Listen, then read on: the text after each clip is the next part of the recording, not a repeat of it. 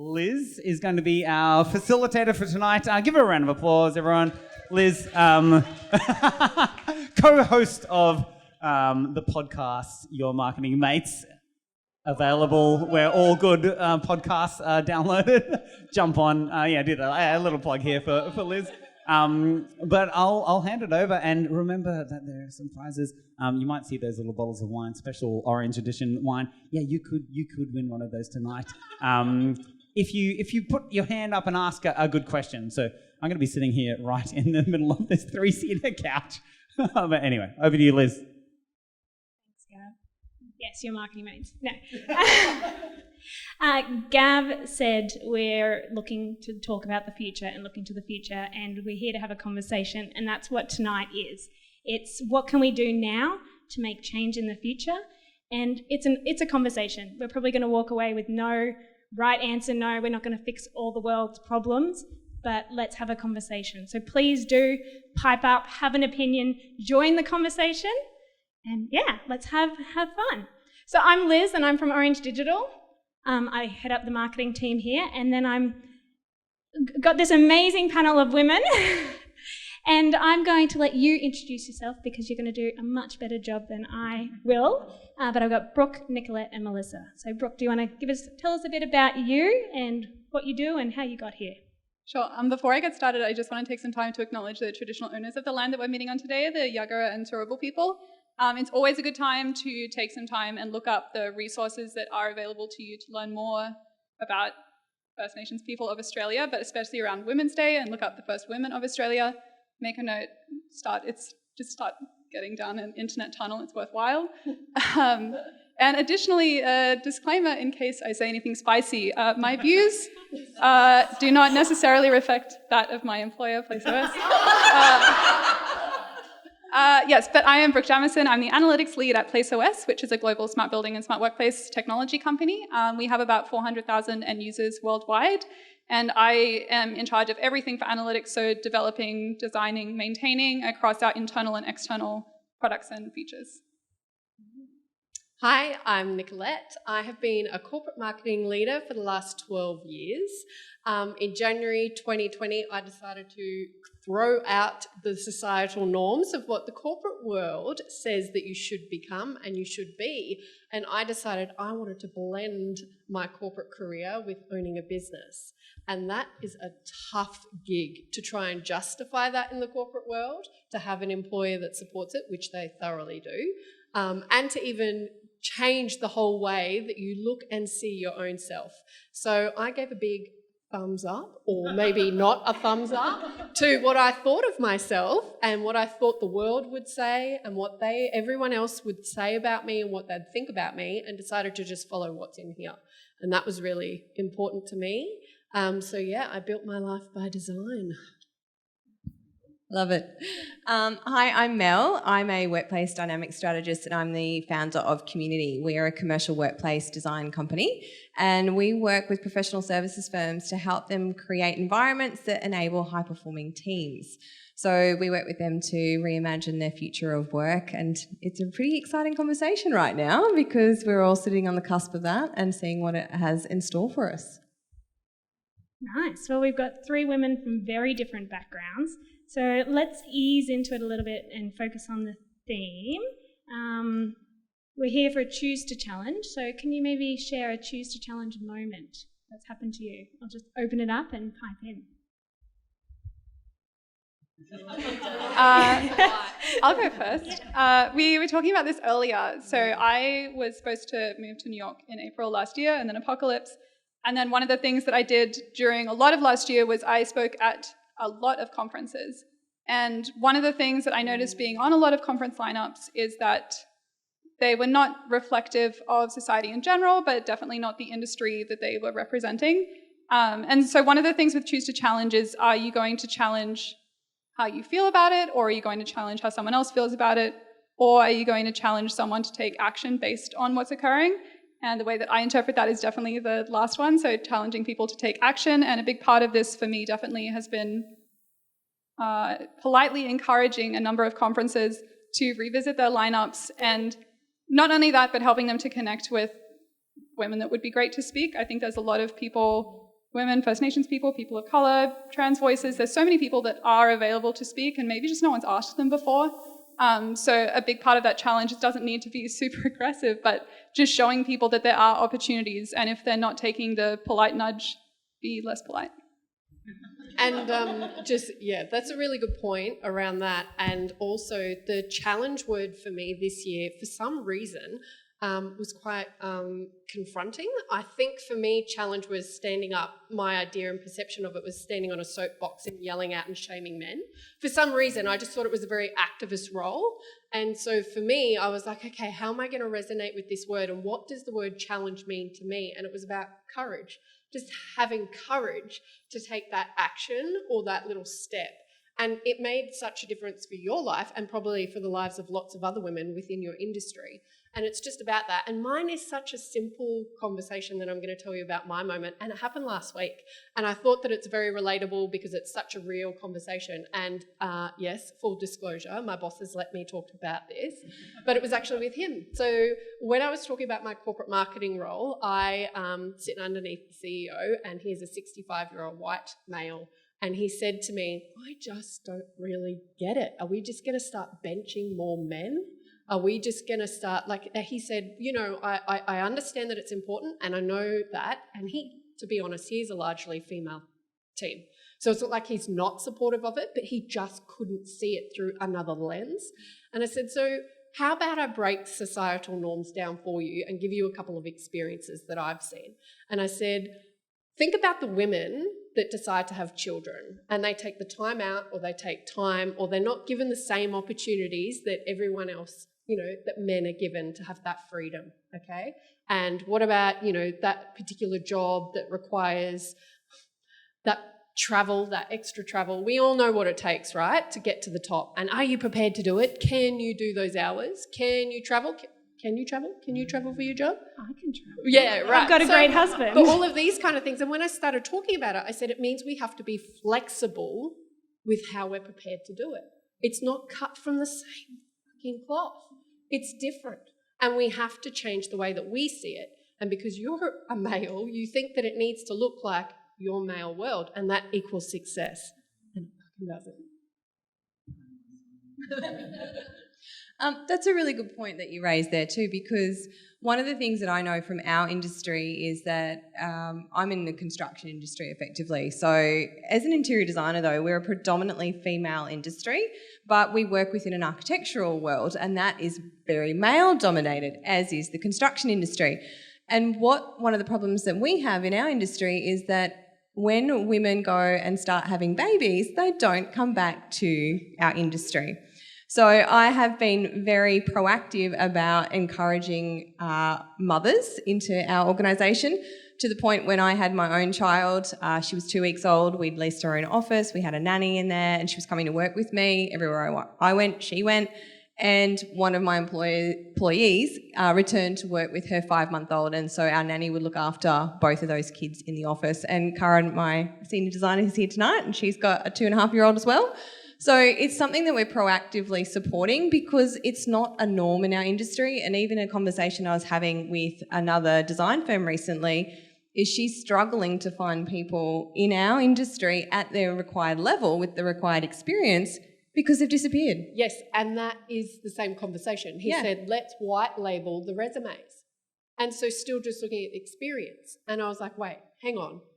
That misses the whole point. Yeah. What about going down a level and then training up, because maybe they haven't been given the same opportunity? It's the exact same thing. Yeah. And so when we look at it through that lens, it's not really fair, is it? No, and because you've taken the time out to raise your child, you've missed time, you've missed those other opportunities, you can't do the travel. It's a very difficult thing to navigate. A week?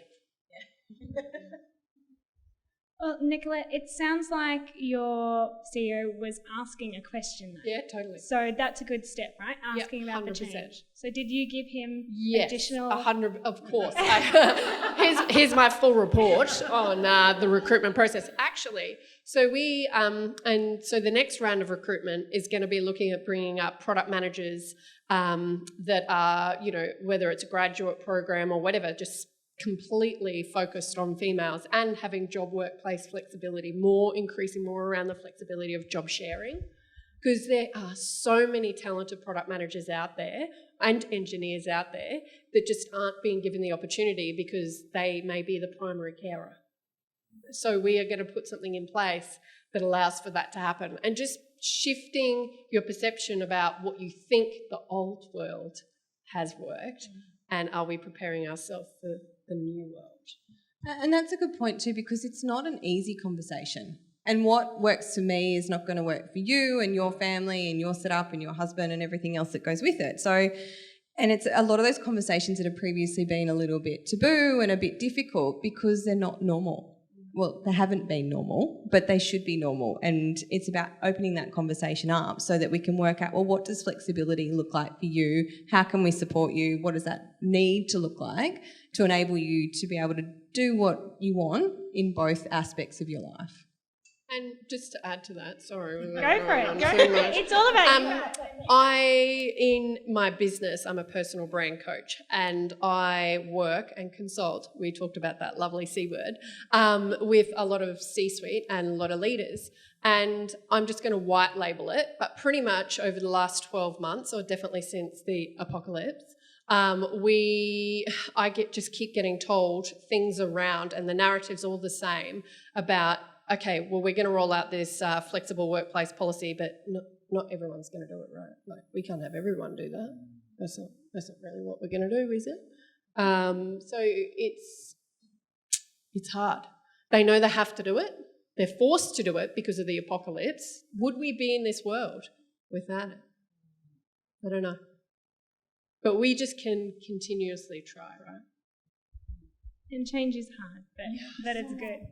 Now, Brooke, you mentioned politely nudging conferences, and that made me think that's a skill, to be able to politely point out something to people. How do you go about that? Can you talk about that a bit more? That courage to actually be the one to be like, hey, we could do it differently.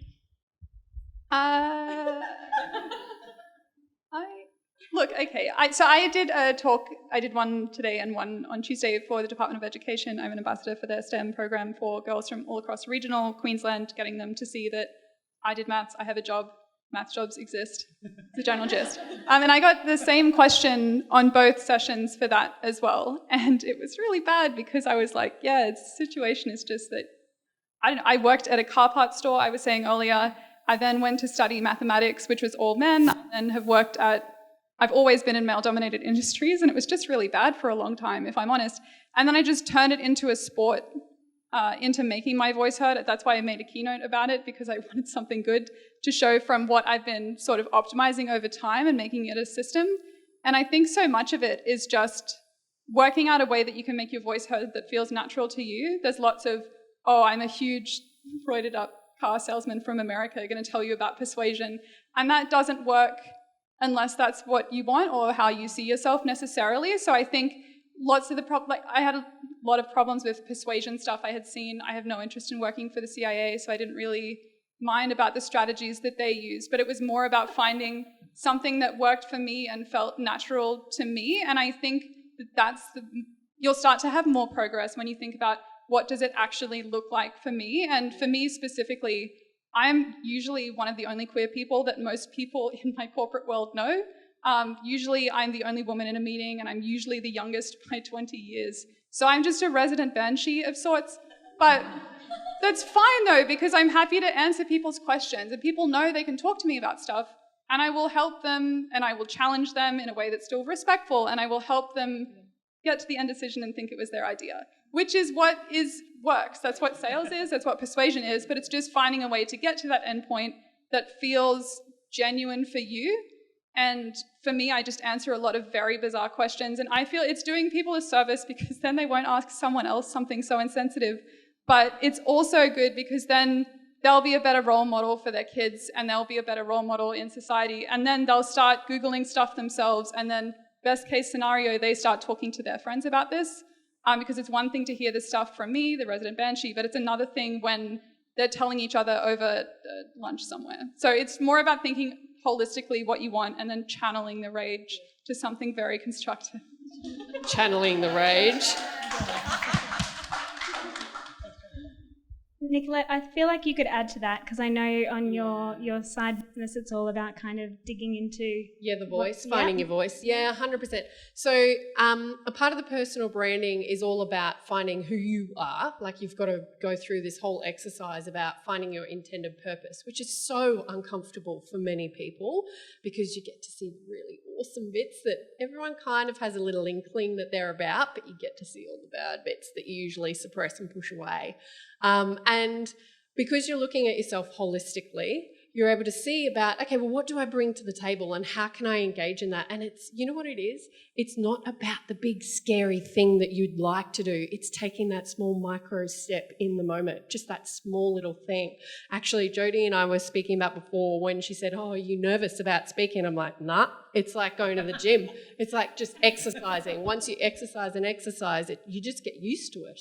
And that's exactly like finding your voice, and it could just be a voice with your husband or your best friend, or testing something out on the phone with somebody, or just even recording it for yourself and playing it back. Like however you build up and make those small little changes, it's what's going to lead you to that big step change later, and having the bravery and the courage to do so. Because, you know, it takes a lot of guts and courage to stand up and actually say something that you know other people aren't necessarily going to be okay with, like labelling yourself as a banshee, which is hilarious.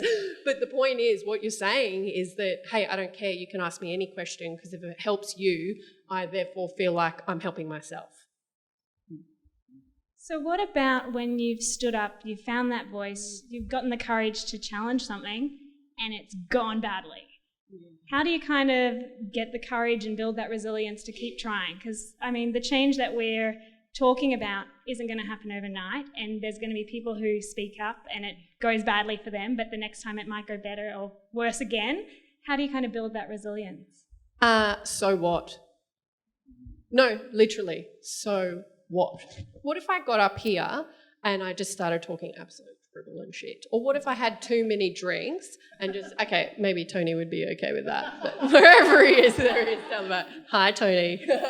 But the point is it doesn't matter. Like, so what? We make this shit so much more complicated in our own head. We are our own problem. We are the ones that are getting in the way. It's our mind. It's us. It's nobody else. And it's our own expectations that we have on ourselves. And once you become free of that, holy moly, it's limitless is the word. But it's accepting and having the courage to do it and fail and be fucking okay about it. Just be okay, because you're going to fail. However you're going to do it. And if it's in that moment, in a controlled situation, how many people are here? 50 people. Okay. But on the same, and see, here's where the real coaching comes in. Also be the same in front of a room of 1,000 people where your ego's stroked, right? That's where humility is. And that takes guts, right? Right. And one of my favorite books is Principles by Ray Dalio. Recommend the read. There's a page that says like pain plus reflection is progress, and looking at failures as a learning opportunity. So depending on how agile everyone is, but having a retro, honestly, and looking at what worked, what didn't, what would you do differently next time? It doesn't matter if you make mistakes if you learn from them and work out what didn't go well. Maybe I shouldn't have said it in that tone. Maybe I shouldn't have said those words. But working out, because then you can not do it next time. And then if you look at things going wrong as a way that you can springboard and learn from that, then you'll be less afraid to try the next time. Because it's not necessarily the courage to just get through feeling bad, but like the courage to take the next little leap next time is often more important. Steps. Yep.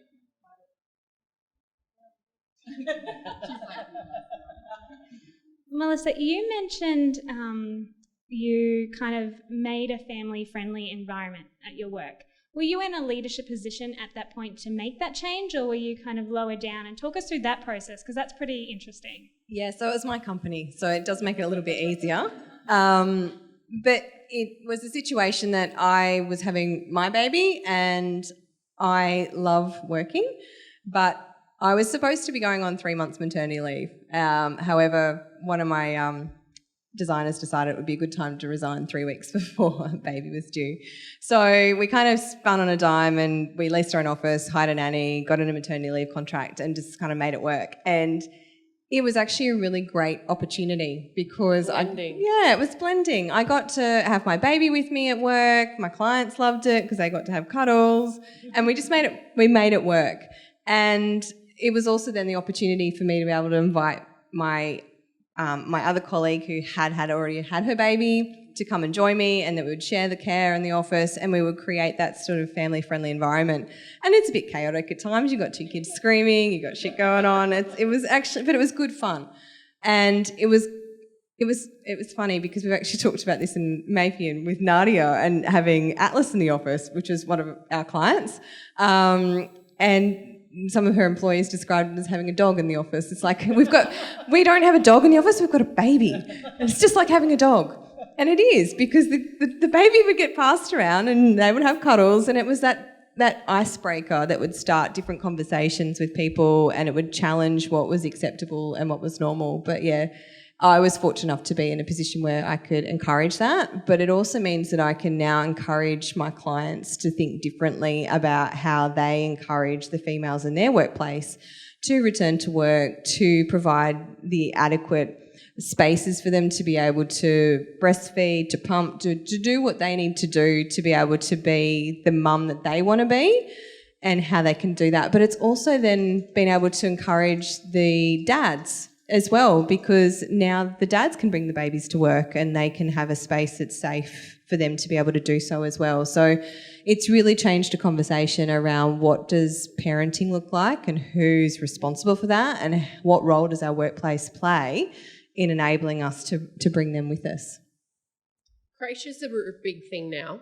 As in, for a couple of recruitment firms that I have consulted to, they're talking about opening a creche because they have such an influx of women leaders that they're wanting to bring into their business, and they want that tapping in, tapping out, and having that flexibility around, okay, what does that look like for you? Do you just have a decent chunk of the day and you work early in the morning and later in the afternoon or something? Like, just moving things around to be able to get that.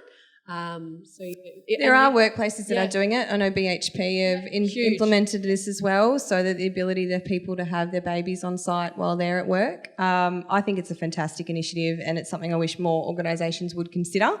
There's some legalities and things around it that organisations get a bit stuck on, but there are ways that it can be done.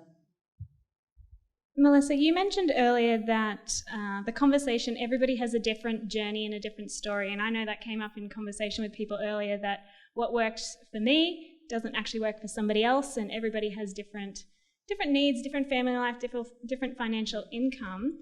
You mentioned setting up creches for mums returning or dads returning with a baby, but what about supporting parents further on in their journey? So when they've got school-age kids or teenage kids, and that, do you talk to your clients around that kind of thing? Yeah, and it is becoming more of a conversation, and particularly because of the world that we're living in now, it's an easier conversation to have because people are much more open to flexibility. Previously, I think it was a bit more of a rigid conversation in that aspect, but it is something that has become a far more acceptable conversation to have. And I know from our conversation, we're very flexible in terms of how we work, and we're very much more an output-driven organisation as opposed to the number of hours that you spend sitting in your chair in your office. And that is something that I really advocate for, because I don't believe that work is a Monday to Friday 9 to 5 thing. I think it needs to be far more flexible, and we need to be more responsive to the lives that everyone leads and how we can actually integrate that a little bit more into our world of work. What question am I going to ask now? Does anybody have any questions from the audience? Not yet? No. Yeah.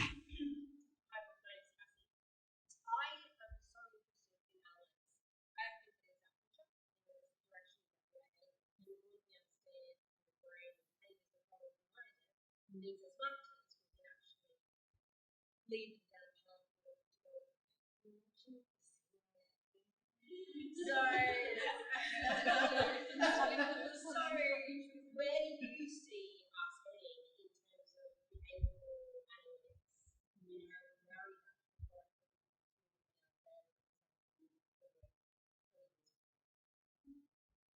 Simple question.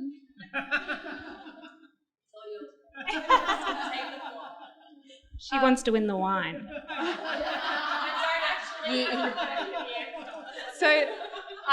So at Place of West, what we do is we get all the tech within a building to play nicely with each other. So it's herding cats tech-wise, and then we can layer on automation, analytics, and other digital experiences on top of that.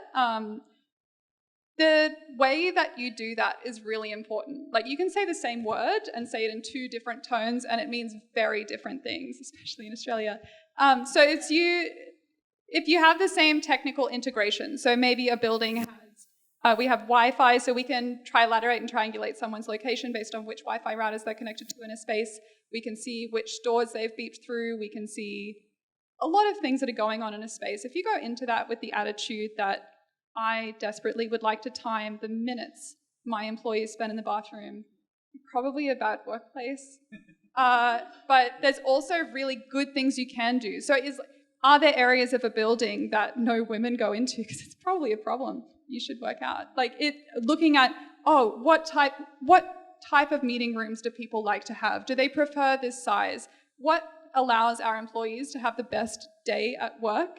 And this is where people are having the most gains, because they're really looking at how can we create a workplace that people actually want to go into. So as I look to what analytics has been used for previously and what people are having really good gains on now currently and into the future, it used to be people will like what we tell them to like, and we will use analytics to show specifically how bad they are, like gymnastics, like just ripping points off.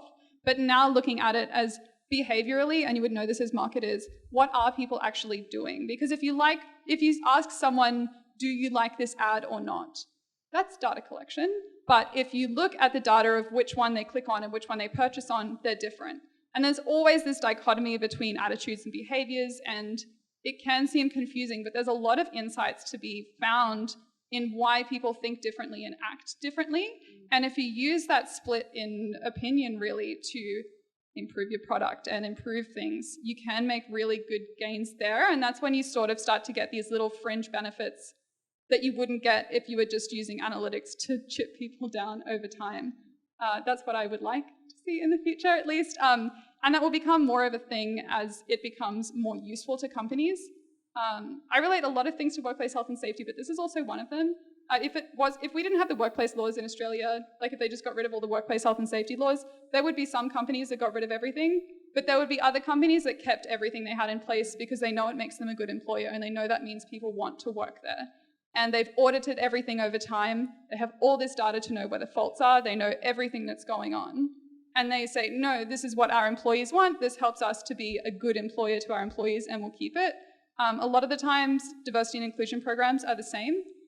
They've audited, if they've done a good job, they've audited all parts of their HR platform to see how they are discriminating, if they are doing it, and to what extent. And then they can put a plan in place to fix that. So using the data to make better decisions moving forward, there's lots of ways you can do that. And even if you remove the regulations forcing someone to do it, like in health and safety, people would still do it because there is a capitalist underlying reason that they should continue to do it, aside from being not a garbage person. That's why I made the disclaimer at the start. Good. Melissa, you work in kind of workplace dynamics. So do you rely on data, kind of tying in from what Brooke spoke about there, do you rely on data when you're looking at workplace and what you do there? Yeah, but we have to create our own data because unfortunately a lot of organisations don't have the technology that Brooke has created in their workplaces, which is something I would love to see fixed. Because that information is really, really helpful and very, very useful, because when we can understand how a meeting room's being used, how often people are actually utilising their desks, different spaces, all of that information gives us insights into how the space is being operated, how it's being utilised, what people like, what they don't like, and how we can then create a better space and a more efficient space for the organisation. So how can we get that space working harder? How can we optimise it both for the business but also for the employees? Because when we've got spaces that are enjoyable and people want to come back to, we have really dynamic workplaces that actually create really great culture and they create really great environments for people to be in. So a lot of the data collection we have to do is very manual. So we spend a lot of time with different coloured pens, walking around offices and going, oh yes, there's someone there, there's someone there, there's someone there. But some of if the clients are open, there is a different sense of technology that we can implement to try and get that data. But it just depends on the organisation. But yes, more data would be wonderful. Sometimes there's too much data though, right? Confusing.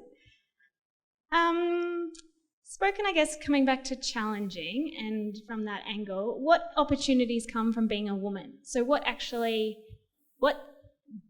great about being a woman and how have you used that to make difference in your workplaces, in your life, in your communities?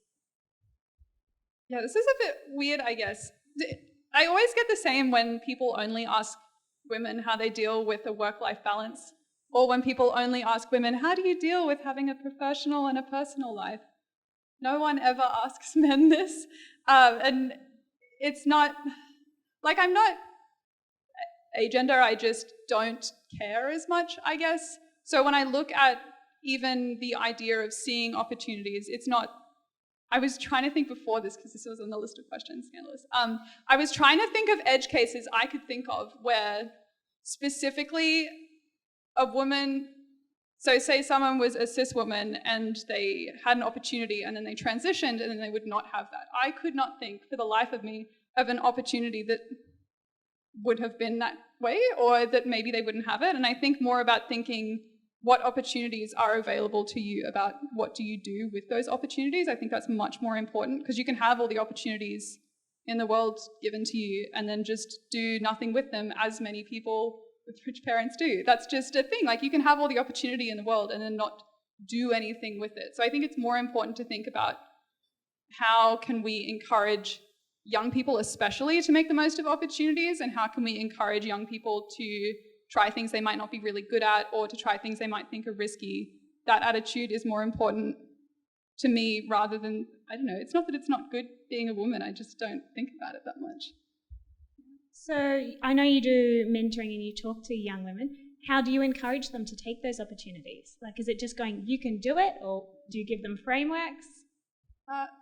Much to the dismay sometimes to the adults who have hired me to do this, I am very age-appropriate but candid, honestly, about that it's hard. I didn't get diagnosed with ADD until 2 years ago, so I went through all of school, all of my bachelor's in maths, didn't know I had ADD. I just thought I thought it was this hard for everyone. Plot twist, it's not. And then I finally got treatment 2 years ago, and then I went to uni last year, and it was so much easier. But everyone goes and talks to school students, and they say, oh, school was the best time of my life. It was wonderful. I was bullied mercilessly. Terrible. I just had the worst time at school. And I tell children this because no one is honest and says that it is terrible. Everyone's like, these should be the best years of your life.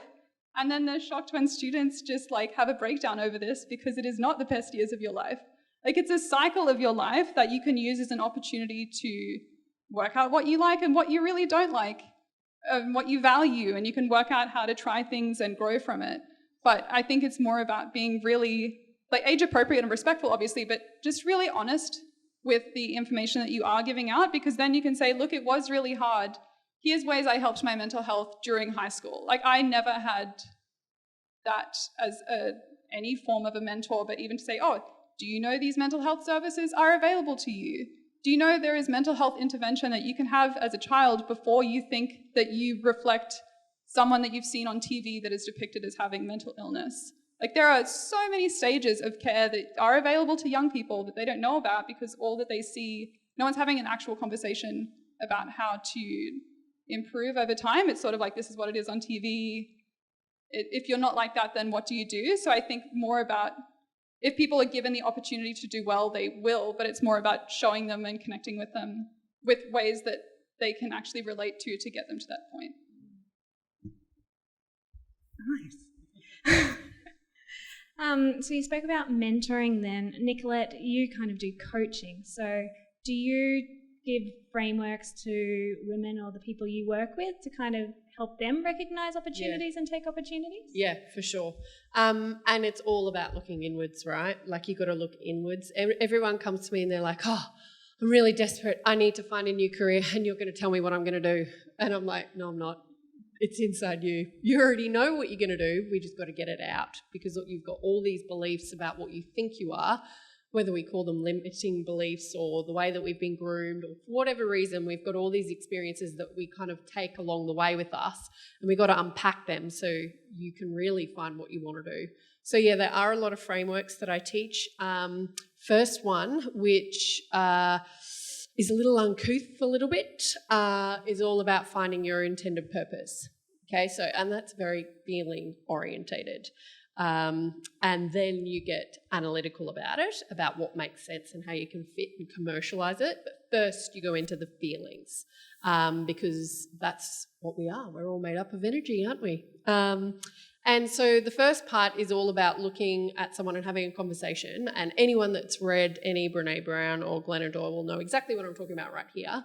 And it's about searching and looking inwards, however you think and best reflect. For me, it's in my gut.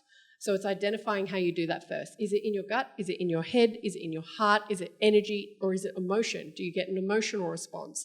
So first it's about connecting with your body and your innate way about how you make decisions. Okay, tick. Let's make sure we know how we do that. Because everyone just, if you go through one practice, everyone just gets so stuck in their head or their heart, wherever, and they just can't see how to make sense of it. And then you ask the question of, if you had no responsibilities, it was a clean slate, no one was holding you back, no grooming, no nothing, what would be your truest and most rewarding career?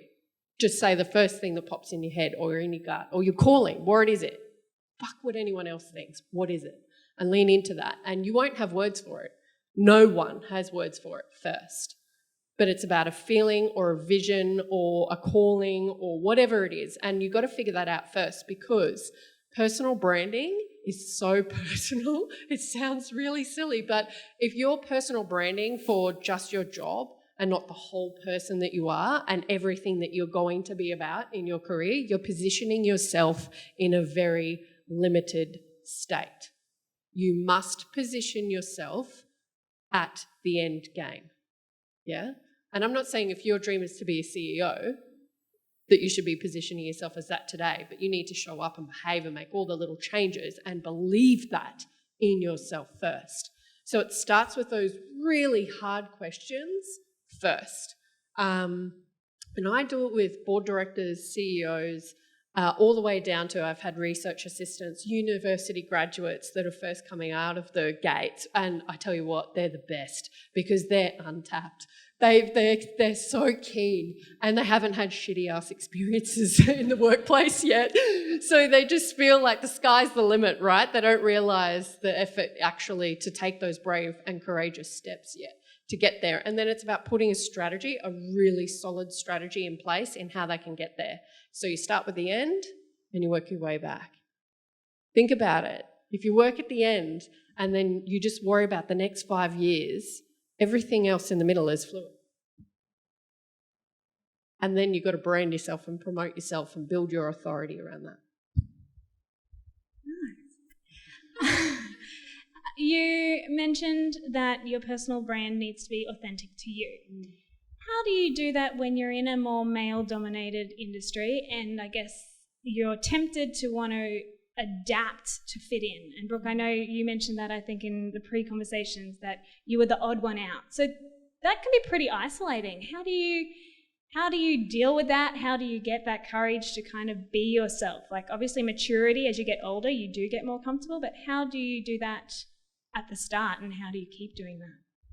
I have a bit of a different social media presence. So I modeled internationally at uni. That's how I paid for living through uni. And then so I have, for years, had this, I have a very fashion Instagram.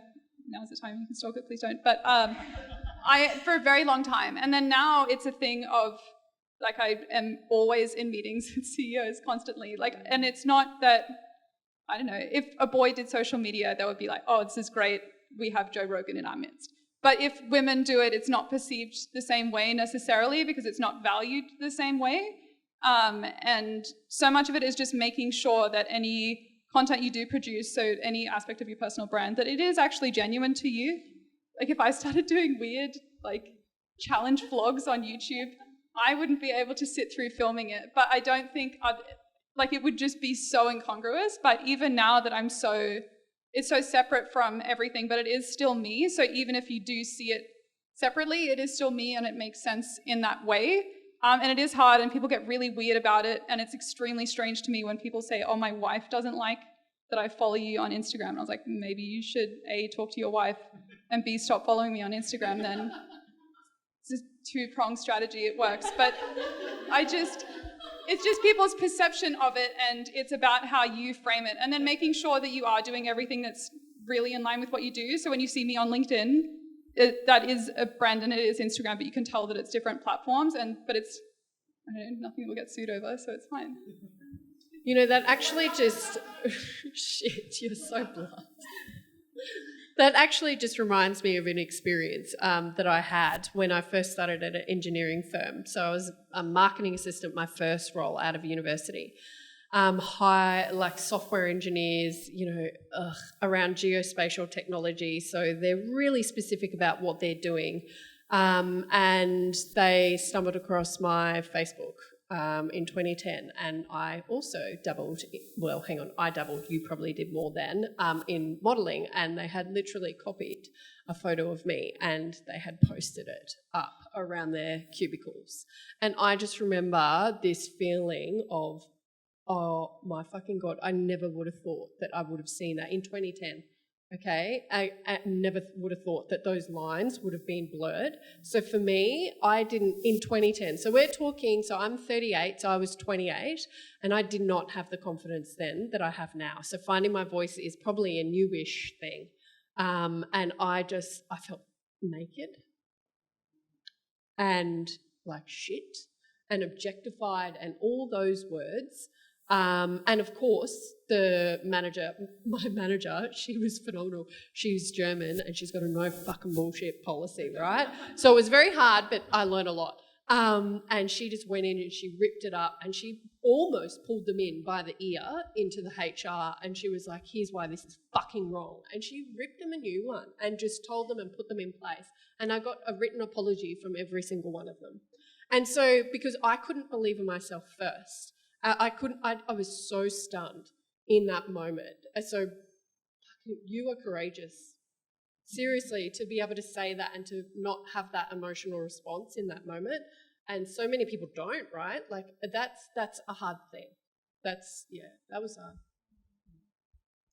If you hadn't had that manager there to speak up, what would you have done? And I guess coming into that, how do you choose to challenge without it negatively affecting your career? Because that can be a tricky thing when you're that odd one out and then you brought up something and it's awkward and people don't want to acknowledge it. So if you didn't have that advocate, how would you kind of have managed that situation? Well, it was a bit of a two-pronged approach. I guess I was just like, in the moment, again, felt like shit, and I didn't cry, but I certainly sobbed my eyes out when I left pretty much straight away on the day. I just couldn't handle it. But I just said, you have no idea how wrong this is.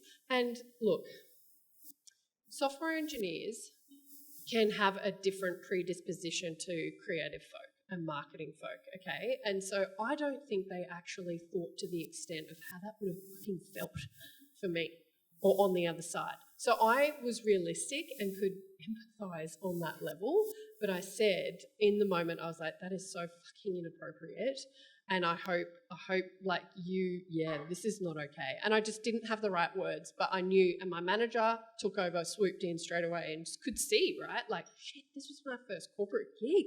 I just finished university, like fresh out of the gates, optimism I. And then, so I guess that was probably the best thing, but also having empathy in the moment that I don't think they really understood the ramification of it.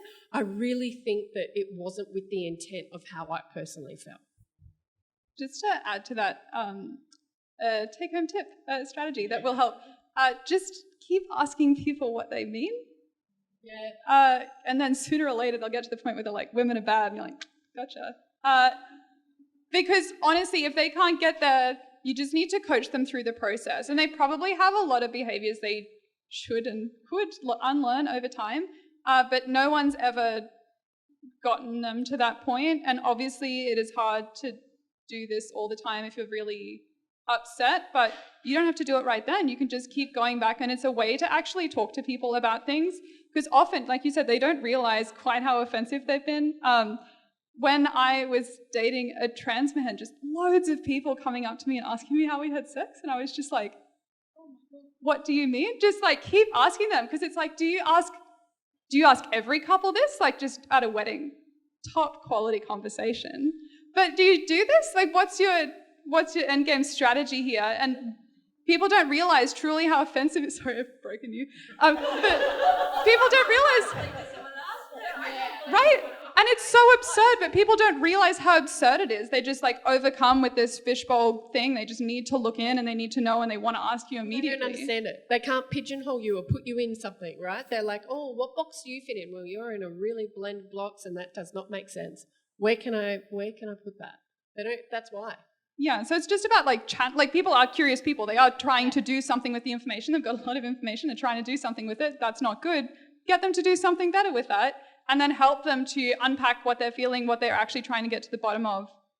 And then hopefully they'll never ask something so offensive again. That's a really good tip. Oh, question? No? Just comments?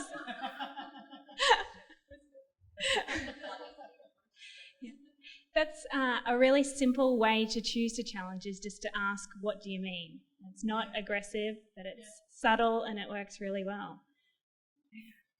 Melissa, how can choosing to challenge, you're looking at me like, what are you going to ask? These ones weren't on the list of things I sent you. How can choosing to challenge contribute to a high-performing workplace?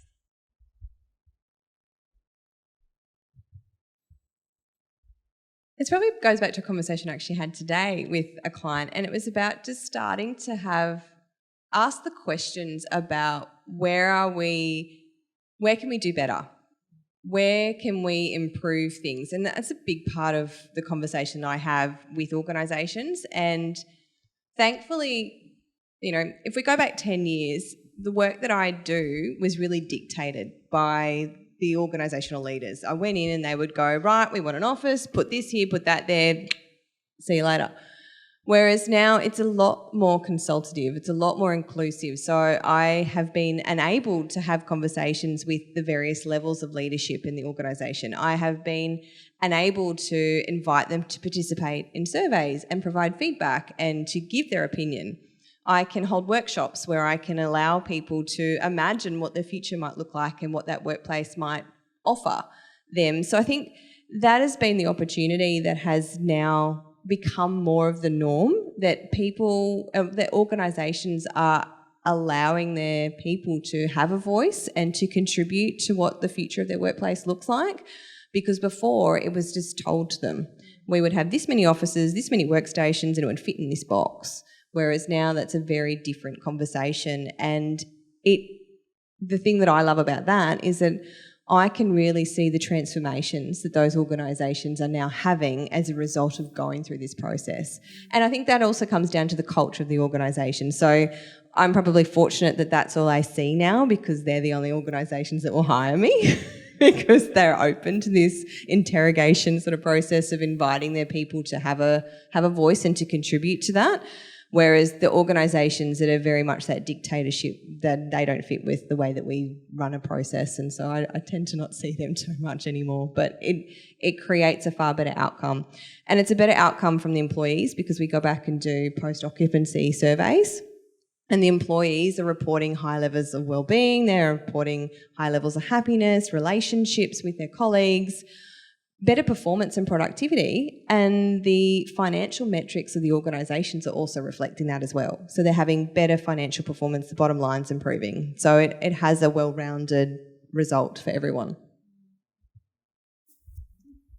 Well, we're going to go to question and answer time in a minute, but let's maybe finish this part by talking about what we can do. So a couple of practical tips. Brooke, you've already given one, but obviously this is a conversation, but if we can also take action, we're moving that needle forward. So maybe a couple of tips from each of you on choosing to challenge.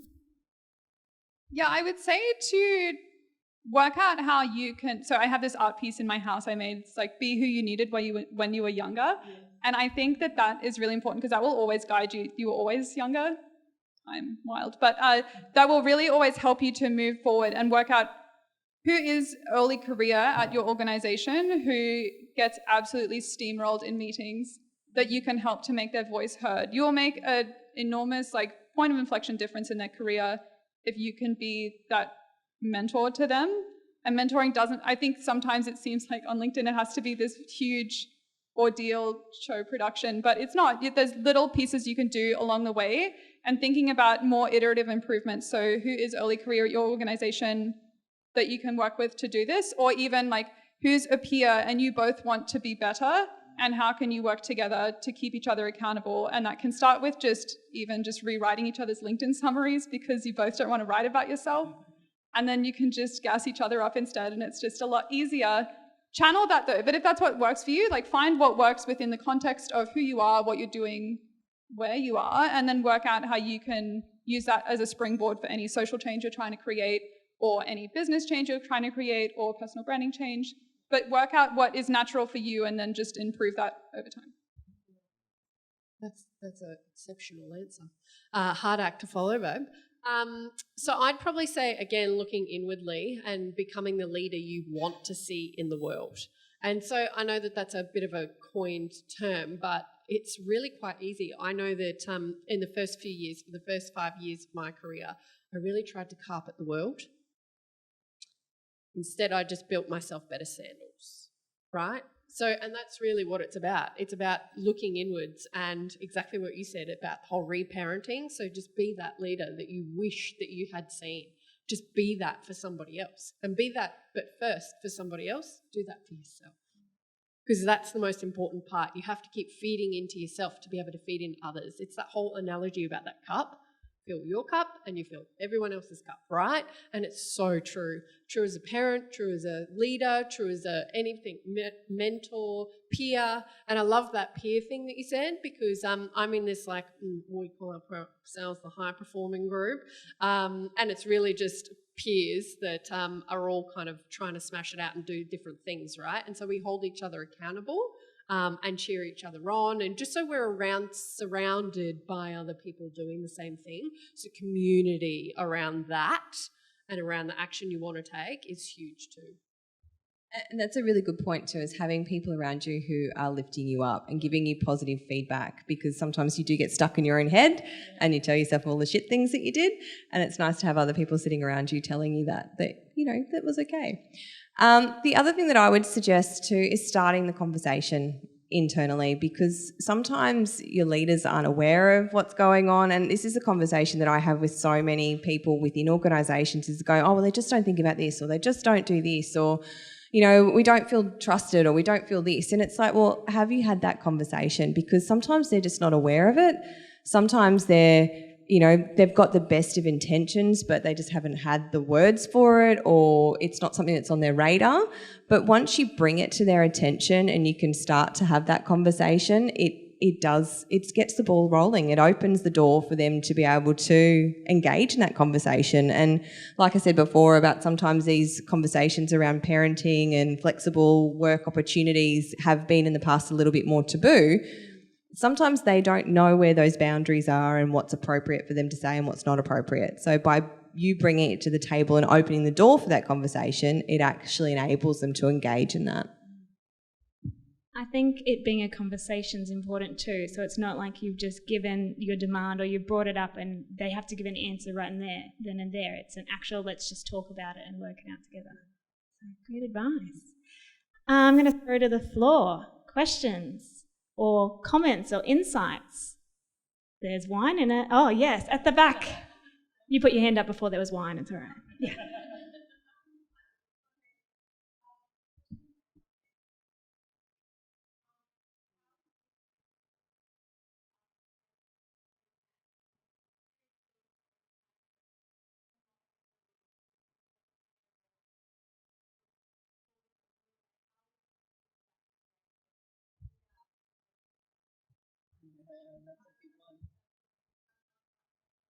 Yeah.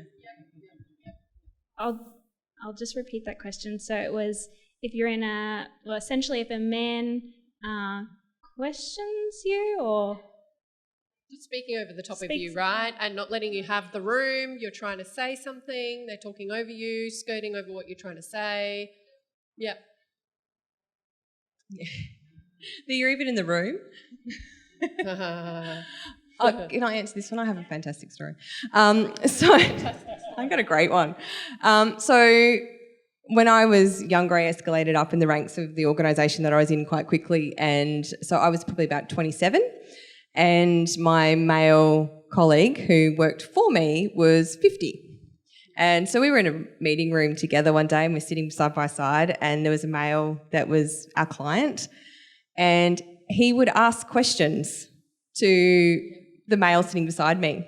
And then I would answer the question and he would continue to look at him, and it was like I was this subconscious that sat on his shoulder. And I actually ended up to the point where I found it was hilarious because he did not look at me once throughout that whole conversation. He just continued to ask the questions of my male counterpart beside me, and he didn't say a word. And so I just kept talking, and he'd ask him the question, and I would answer, and he would ask him the question. It was bloody hilarious. And so the advice is... Yeah. Don't take it personally. But, you know, I was young then too, and had that happened to me now, I would have had a stronger conversation with the gentleman and said, look, if you're not prepared to have a respectful conversation with me, then I think we can finish this meeting here and now, and would have left. Yeah. Similar experience, 100%. I would say that what you really need to do about the emotional part, because I am a feelings orientated person first, and it takes you back to your fucking childhood almost, when you're so little and it's like, no, you're not listening to me, I really want this thing. It just kind of takes you back to those moments. So of course, just understanding that's where that's coming from, and that's why that's coming up, and acknowledging it. And if you get really good at being able to look and observe yourself in a situation getting shitty or however it comes up, I get a heat. So however that turns up for you, if it's like you get blushed or you get red or whatever it is for you, and then just take a breath, take a moment, and then you need to find the perfect moment to say, I am talking. And then you start and you continue what you're saying. You have to be eyeballed and say, I am talking. Well, thank you very much. Now, da-da-da-da-da. You have to cut it and own the room. It means you're not probably necessarily owning the room, or you're trying to, but they're just not. Did that help? I also would really like to add to this. That's a good one. As a seasoned professional in this area of expertise, first of all is don't say sorry in the workplace anymore, or just in your life. Don't say sorry, I'm late. Say thank you for waiting, everyone. If you are constantly the apologetic one, you're always just like a guilt sponge and everyone just throws it on you. So there's that aspect of it as well. Second part, find something that works for you within a situation. The third part is know when it's time to just get a better job. There's only so much you can actually control. You can't ever control every other person in the meeting room. Bad people do in fact exist. You can't get away from them. They will find you. But know that you're working in a job where you're happy doing your work, and you absolutely know that the CEO or whoever your boss is will absolutely back you up. And that's more valuable because that will go with you in any situation. There's an earthquake, an avalanche, they'll still help. But it's not like you're not ever going to escape bad people. I wish I could tell you that. But it's more about working out what is within your realm of things that you can actually control, and then working on those. And then if it's separate and you can't, then just know when it's time to find a better job or work with better people or work with somewhere you're more respected. I think also on that control side of things, it takes practice. So if you fall to pieces, be kind to yourself. It's hindsight. You're always like, why didn't I say that? Why didn't I do that? In the moment, it can be pretty shocking, but be kind to yourself and then recognize that that's a chance to challenge yourself. The next time, it's a learning experience, and maybe the next time you'll be a little bit braver and you'll still fall to pieces, and that's okay. But next time again, and you can kind of use that as an opportunity to control what you do with it, and you can improve yourself. And that takes practice and it's hard, but it can be helpful. And yeah, be kind to yourself as well. That was a really good one. Other questions? Yeah, okay. We'll go front first, yep.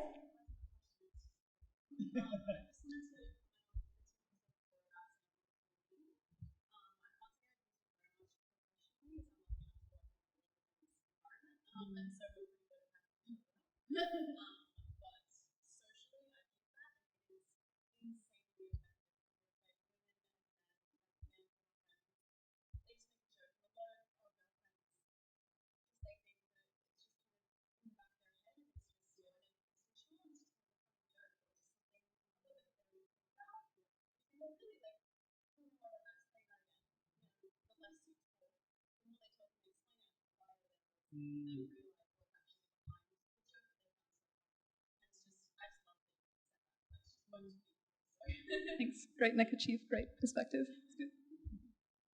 There was a question at the back, yes?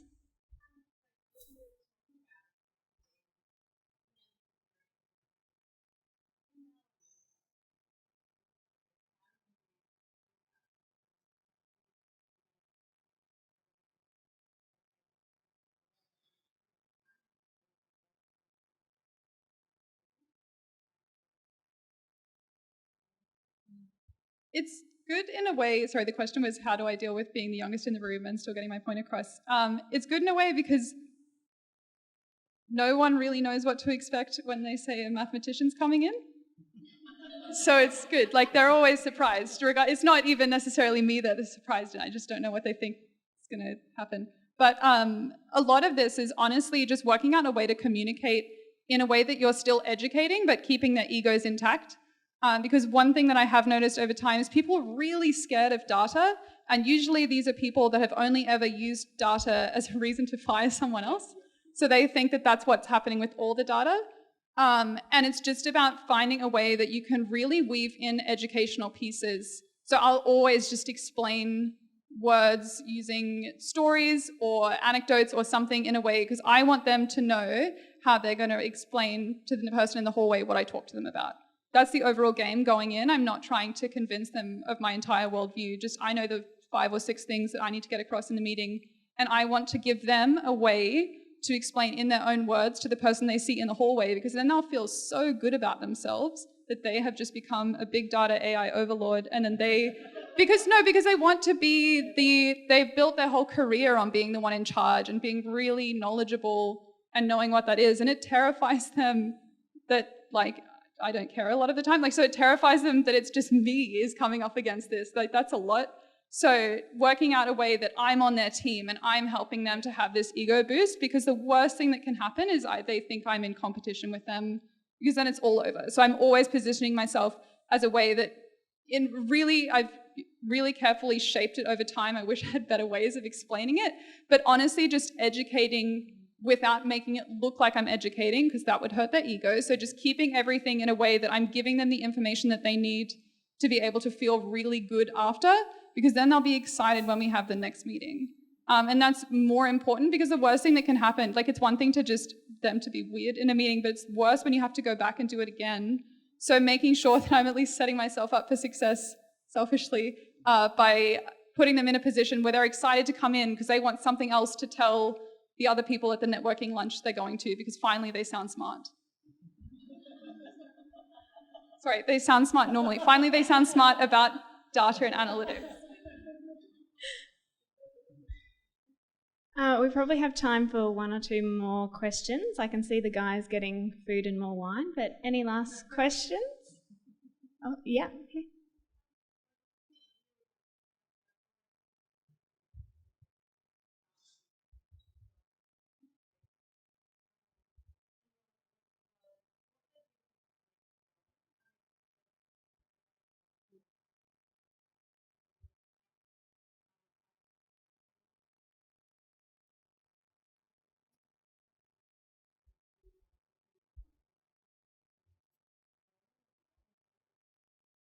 Yeah, so the question was, how do we keep this momentum going and the conversation going after International Women's Day?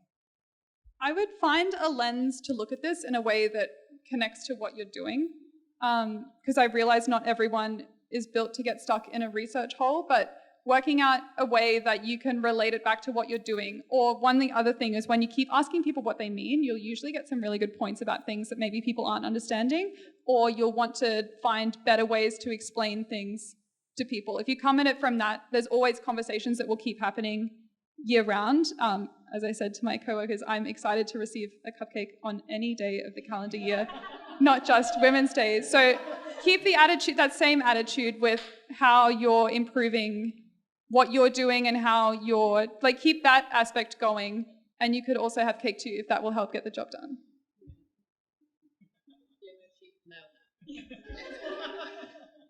Cake every day. Do you guys want to add anything? No, I think you said it perfectly, because it is really about that integration, about what you want to do and how you see and how you're showing up.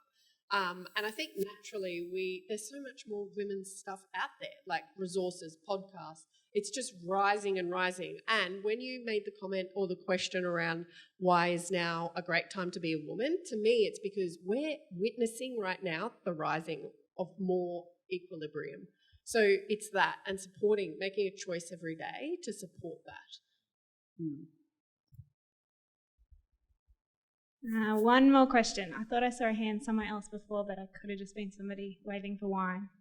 Waving for wine. Cake? No? No? Awesome. All right. Well, we might wrap it up there. Thank you so much.